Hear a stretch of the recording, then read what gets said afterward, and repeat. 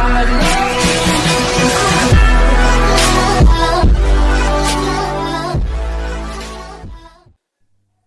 दोस्तों, मैं शुभम वर्मा जी के ट्रिक यूट्यूब चैनल पे आप सभी का स्वागत करता हूं। आज की जो हमारी वीडियो है वो अति महत्वपूर्ण प्रश्नों से है और ये वीडियो जो भी मेरे साथीगण या मेरे जो दोस्त हैं वो बीएसटीसी की तैयारी कर रहे हैं और बीएसटीसी की तैयारी के लिए अति महत्वपूर्ण प्रश्न आज इस वीडियो में हम हल करेंगे। तो आज की वीडियो आपके लिए अति महत्वपूर्ण है। चैनल पर पहली बार आए तो चैनल को जरूर सब्सक्राइब करें। वीडियो आपको पसंद आई तो वीडियो को लाइक करना ना भूलें और अपने दोस्तों तक भी वीडियो को शेयर करें। तो पहले प्रश्न की तरफ चलते हैं। पहला प्रश्न दिया हुआ है कि राजस्थान के एकीकरण का श्रेय जाता है। आपको बताना है कि राजस्थान के एकीकरण का श्रेय जो है किस व्यक्ति को जाता है। आपके पास ऑप्शन है 4, हीरालाल शास्त्री, सरदार वल्लभ भाई पटेल, पंडित जवाहरलाल नेहरू और लॉर्ड माउंटबेटन को। तो आपको बताना है इसमें राजस्थान के एकीकरण का श्रेय जो है किससे जाता है। और इसमें जो है जो भी आपका ऑप्शन रहने वाला है वो तो आपको याद रखना ही रखना है। इसके अलावा और ये प्रश्न जो है किस हिसाब से जो है घुमा के पूछा जा सकता है आपसे प्रश्न, तो वो भी उसमें भी मैं चर्चा करूंगा।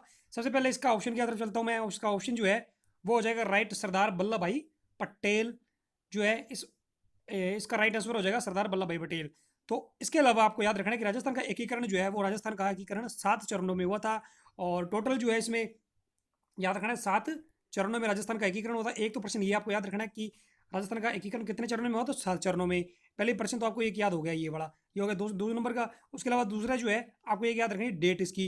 आपको डेट याद रखनी है किस हिसाब से, तो आपको डेट याद रखनी है कि 18 मार्च 1948 से लेके 18 मार्च 1948 से लेके जो है वो 1 नवंबर 1956 तक, 1 नवंबर 1956 टोटल जो है वो कितना समय लगा एकीकरण में। तो याद रखना 8 वर्ष 7 माह और 14 दिन का समय लगा राजस्थान का एकीकरण करने में और 7 चरणों में इसका एकीकरण हुआ। और इसको आपको याद रखना है कि इसके अलावा इसमें राजस्थान के एकीकरण के समय राजस्थान में रियासतें कितनी थी, तो याद रखना 19 रियासतें थी राजस्थान की और ठिकाने कितने थे, तो 3 ठिकाने थी। तो ये भी प्रश्न आपसे पूछा जा सकता है कि राजस्थान के एकीकरण के समय जो है राजस्थान में कितनी रियासतें थी, तो याद रखना 19 रियासतें थी और 3 ठिकाने थी। 3 ठिकाने कौन कौन से थे वो भी मैं बता देता हूँ आपको। तो लावा, निमराना, कुशलगढ़। तो ये चीज़ें जो आपको इससे प्रश्न से संबंधित जितने भी बनने वाले और भी प्रश्न हैं आपको ये याद रखनी है। नहीं हो ये हो सकता है कि आपको एकीकरण के लिए पूछ ले, इसके अलावा आपसे ये जो जुड़ी हुई जितनी बातें हैं ये भी पूछ ले। दूसरे प्रश्न की तरफ चलता हूं मैं। दूसरा प्रश्न दिया हुआ है कि पृथ्वीराज व जयचंद्र के मध्य वैमनस्य का कारण क्या था। तो आपको बताना है कि पृथ्वीराज और जयचंद्र के बीच जो है वो मध्य क्यों उनके बीच लड़ाई चल रही थी, किसके लिए चल रही थी, पद्मावती के लिए चल रही थी, स्योगिता के लिए, कर्मावती के लिए, दुर्गावती के लिए। तो आपको याद रखना है इसका राइट आंसर जो हो जाएगा वो हो जाएगा स्योगिता। स्योगिता जो थी याद रखना आपको जयचंद्र की ये क्या थी, पुत्री थी। जयचंद्र की पुत्री थी, आपको याद रखना है। और पृथ्वीराज जो है इनका पूरा नाम पृथ्वीराज चौहान है। और आपको इसके अलावा ये याद रखना है कि पृथ्वीराज चौहान जो है और जयचंद की जो बेटी ये क्या कौन सी स्योगिता, ये जो है इससे शादी करना चाहता था और जो इसके पिताजी जयचंद जो थे वो अपनी पुत्री का विवाह जो है पृथ्वीराज से नहीं करना चाहते थे। तो इनके बीच जो है वो मतभेद चल रहा था। और इसके आपको याद रखना है कि पृथ्वीराज चौहान के दरबार में एक कवि, इनका दोस्त और कवि कह दीजिए या दरबारी कवि कह दीजिए, उनका नाम था चंद्र बरदाई। ठीक है, उनका क्या नाम था, चंद्र बरदाई। चंद्र बरदाई आपको याद रखना नाम चंद्र बरदाई। और चंद्र बरदाई की एक रचना भी है, आपको याद रखनी है कौन सी है, तो आपको कमेंट करके जरूर बताना है। इसके अलावा तीसरा प्रश्न दिया होगा कि हल्दीघाटी का युद्ध जो है किस वर्ष हुआ।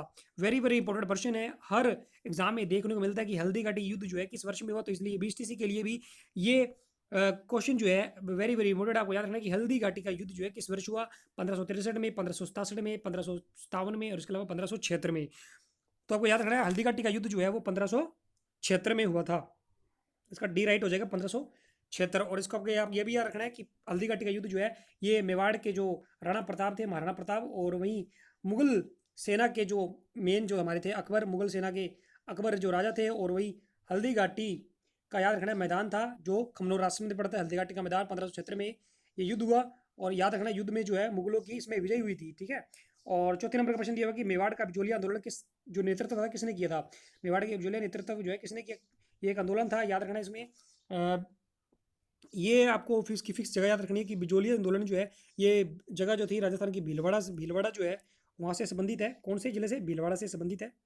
और आपको ये याद रखना है कि ये आंदोलन कब तक चला, तो इसकी डेट जो है आपको याद रखनी है कि 1897 से लेके जो है 1941 तक। तो सबसे लंबा जो है कार्यकाल वाला ये आंदोलन रहा, मेवाड़ का बिजोलिया किसान आंदोलन। और आपको याद रखना है इसका जो नेतृत्व जो है वो जाति जो थी वो थी धाकड़ जाति, किसानों ने किया। और लगभग इसमें धाकड़ जाति के लगभग सभी किसान थे विरोध करने वाले, जो इन्होंने बिजोली आंदोलन चलाया। और विजय सिंह पथिक, सीताराम दास, माणिक्यलाल वर्मा, ये जो व्यक्ति हैं जिन्होंने इस आंदोलन का नेतृत्व किया था। तो ये आप नाम भी आपको याद रखनी है। आपसे पूछ सकता है कि विजय सिंह पथिक ने किस आंदोलन का नेतृत्व किया, तो याद रखना मेवाड़ के बिजोलिया किसान आंदोलन का। और इसके अलावा इसमें धाकड़ जाति के किसान जो है सर्वाधिक थे। फिर हमारे 5वें नंबर का क्वेश्चन दिया हुआ है कि राजस्थान में 1857 की क्रांति का आरंभ किस स्थान से हुआ था। तो वेरी वेरी इंपॉर्टेंट क्वेश्चन, ये वीएसटीसी के लिए तो इंपॉर्टेंट है ही, और लगभग सभी परीक्षाओं के लिए इंपॉर्टेंट है। आपको चाहे कोई भी एग्जाम की तैयारी कर रहे हैं, ये प्रश्न भी देखने को बहुत ज़्यादा मिलता है कि राजस्थान में 1857 की क्रांति का आरंभ जो है किस स्थान से हुआ।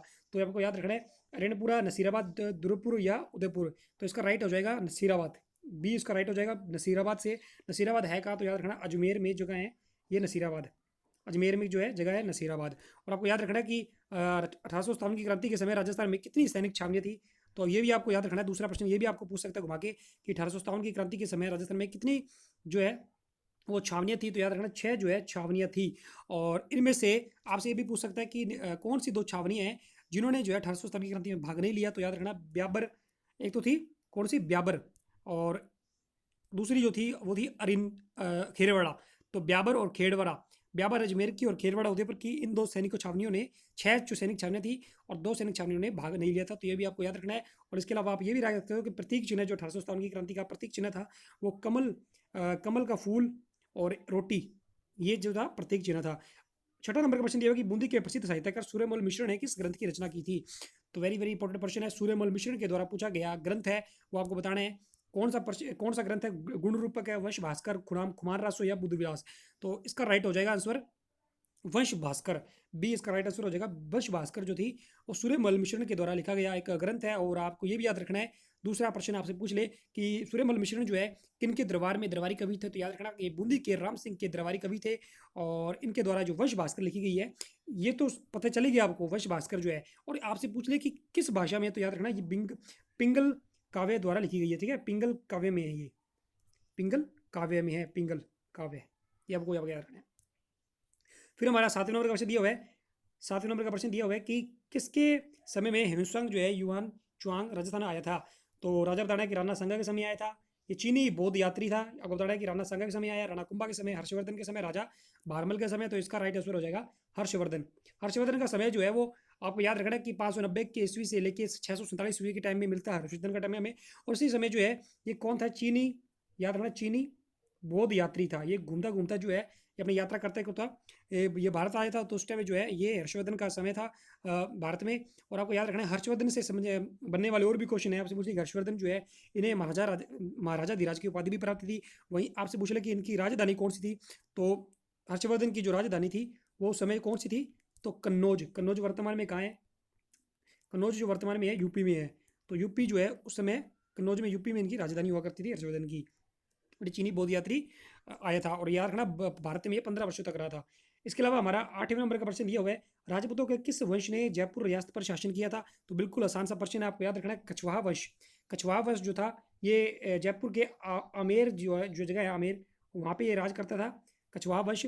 ठीक है, तो जयपुर के ये संबंधित है। अगला 9वां नंबर का प्रश्न दिया कि राजस्थान की राज्यपाल बनने वाली प्रथम महिला कौन सी है। तो राजस्थान की राज्यपाल बनने वाली प्रथम महिला, आपको याद रखना है नाम, वेरी इंपॉर्टेंट प्रश्न है कि राजस्थान की प्रथम महिला राज्यपाल बनने वाली। तो इसका राइट आंसर हो जाएगा, क्या हो जाएगा इसका, श्रीमती गायत्री देवी होगा, सुमित्रा देवी होगा, गिरिजा सिंह व्यास और प्रतिमा पटेल। तो इसका राइट आंसर हो जाएगा चौथा, प्रतिमा पटेल जो है, श्रीमती प्रतिमा पटेल राजस्थान की राज्यपाल बनने वाली प्रथम महिला थी। और आपको ये भी याद रखना है कि राजस्थान के प्रथम राज्यपाल कौन थे। तो याद रखना गुरुमुख निहाल सिंह, गुरुमुख, गुरुमुख जो है, गुरुमुख ये नाम है इनका। तो निहाल सिंह जो थे ये राजस्थान के प्रथम राज्यपाल थे। और इनका समय जो है 56 से लेकर 1962 तक इनका था। तो आपसे जब ये भी पूछ सकता है कि राज्यपाल प्रथम महिला कौन है, तो राज्यपाल है, तो आपसे व्यक्ति भी पूछ सकता है कि प्रथम राज्यपाल कौन थे राजस्थान के, गुरुमुख निहाल सिंह थे। इसके अलावा आपको ये भी ध्यान रखना है कि वर्तमान में कौन राज्यपाल, ठीक है, वर्तमान में राज्यपाल कौन है। तो याद रखना कलराज मिश्र, कलराज मिश्र, कलराज मिश्र जो है वर्तमान में राजस्थान के राज्यपाल है। और इसके अलावा आप वो भी याद रख सकते हो कि सबसे कम कार्यकाल के किस राज्यपाल का कम कार्यकाल या सबसे ज़्यादा कार्यकाल जो है, और किन की जो है मृत्यु रही। तो ये भी क्वेश्चन भी आपसे पूछ सकता है एग्जामिनर। ठीक है, अगला 10वें नंबर का क्वेश्चन ये कि राजस्थान के पंचायती राज संस्थाओं में महिलाओं के लिए कितने स्थान आरक्षित हैं। तो 36%, 50%, 33% और 30%। तो इसका राइट हो जाएगा बी, 50% जो है वो पंचायती राज संस्थाओं में महिलाओं के लिए आरक्षित है। राजस्थान मंत्रिपरिषद में मंत्रियों की अधिकतम संख्या हो सकती है 15, 20, 30 और 25।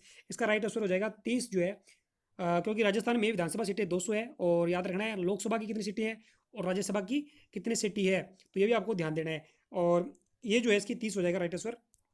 फिर हमारा 12वें नंबर का क्वेश्चन है कि वर्तमान में राजस्थान में संभागों की संख्या कितनी है। तो याद रखना वर्तमान में संभाग जो है हमारे राजस्थान की कितनी है। तो याद रखना वर्तमान में हमारे संभाग जो है वो कितने हैं, 7 संभाग है।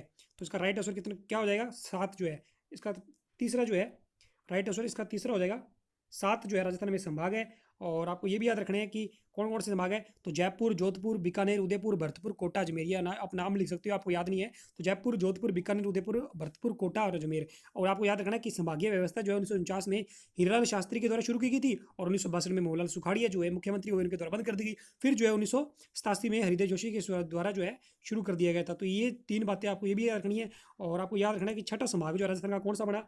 तो आपको याद रखना है अजमेर जो है, अजमेर राजस्थान का छठा संभाग बना था। और इसके अलावा 7वां संभाग पूछे आपको, नवीनतम राजस्थान का संभाग कौन सा है, तो वो भी याद रखना है कि भरतपुर जो है, भरतपुर भरतपुर जो है राजस्थान का 7वां संभाग बना 4 जून 2005 को। ठीक है, ये 7 संभाग हो चुके हैं राजस्थान के, आपको याद रखने हैं। फिर 13वें नंबर का प्रश्न है कि निम्नलिखित शहरों में से राजस्थान का उच्च न्यायालय किस शहर में है।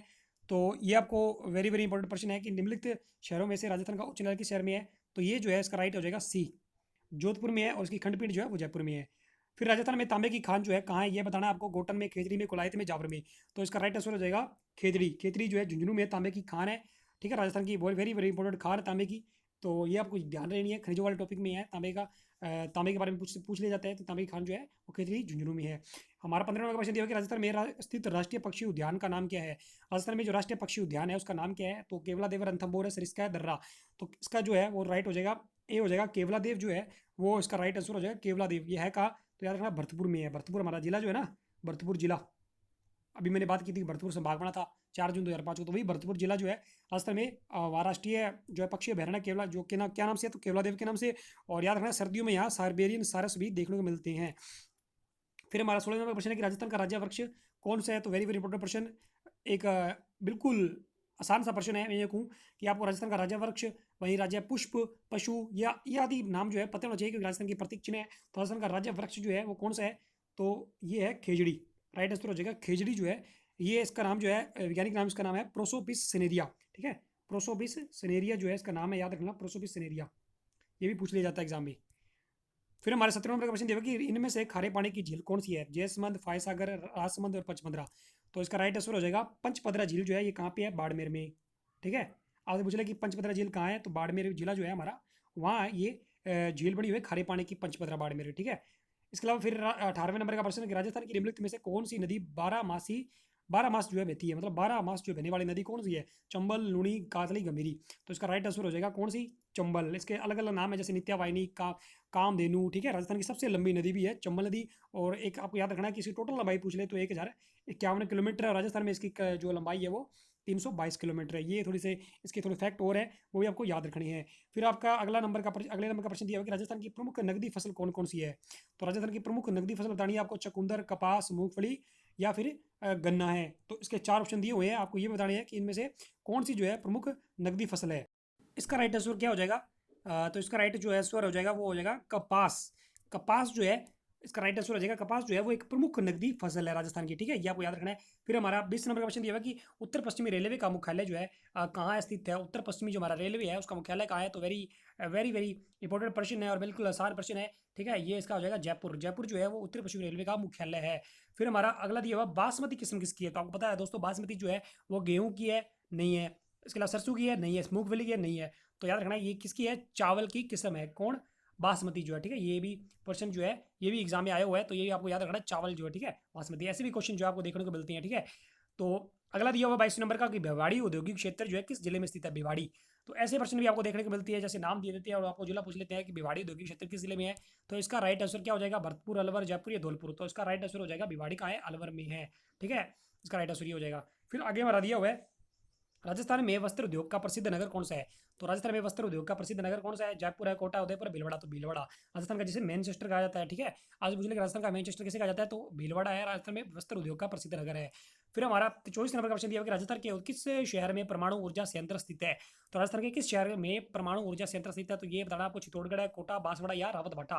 तो याद रखना रावत भाटा जो है कहाँ है, चित्तौड़गढ़ में।